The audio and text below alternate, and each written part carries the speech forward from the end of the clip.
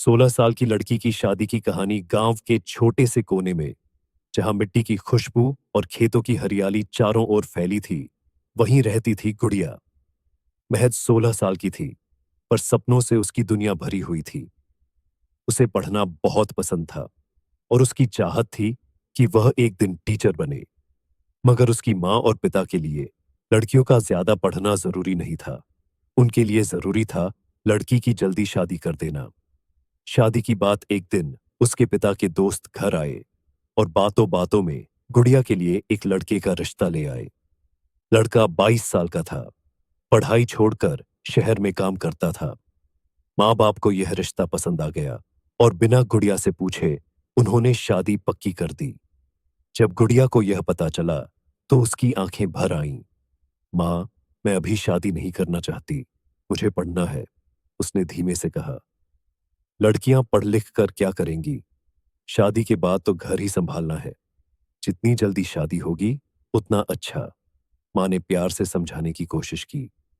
गुड़िया ने बहुत मिन्नतें की, पर गांव की पुरानी सोच के आगे उसकी एक न चली। विदाई का दिन, शादी की रात, जब सब खुश थे, तब गुड़िया के मन में तूफान चल रहा था।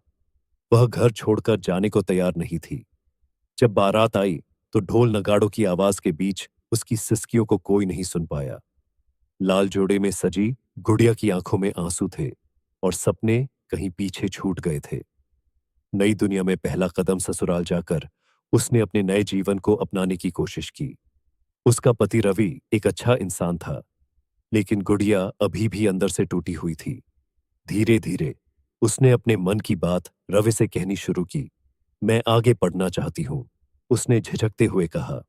रवि ने पहले तो हैरानी से देखा, फिर मुस्कुराकर कहा, अगर तुम सच में पढ़ना चाहती हो तो मैं तुम्हें रोकूंगा नहीं। गुड़िया के लिए यह उम्मीद की किरण थी। उसने धीरे धीरे अपनी पढ़ाई शुरू की। पहले गांव की लड़कियों को ट्यूशन देने लगी, फिर खुद भी पढ़ने लगी। सालों बाद वह गांव की पहली महिला टीचर बनी।